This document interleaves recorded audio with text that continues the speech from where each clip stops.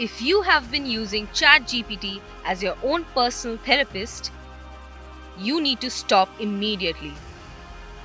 ChatGPT, the creation of OpenAI, is facing 7 lawsuits across the United States, all accusing it of acting as a suicide coach.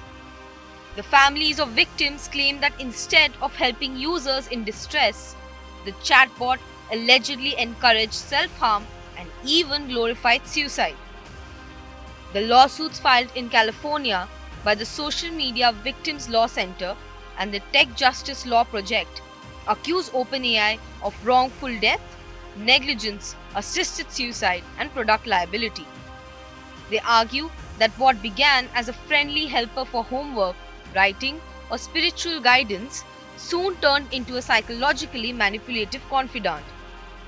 One of the most disturbing cases involved 23-year-old Zane Shamblin from Texas who died by suicide in July. According to his family, in the hours before his death, ChatGPT urged him to ignore his loved ones, praised his decision, and even told him that his childhood cat would be waiting for him on the other side. The bot reportedly mentioned the suicide hotline only once during their 4-hour conversation. Plaintiffs claim that OpenAI released ChatGPT 4.0 despite internal warnings that it was dangerously sycophantic, too eager to please, even in dark situations. They accuse the company of prioritizing engagement over safety, turning empathy into exploitation. The families are not just seeking damages, they are demanding change.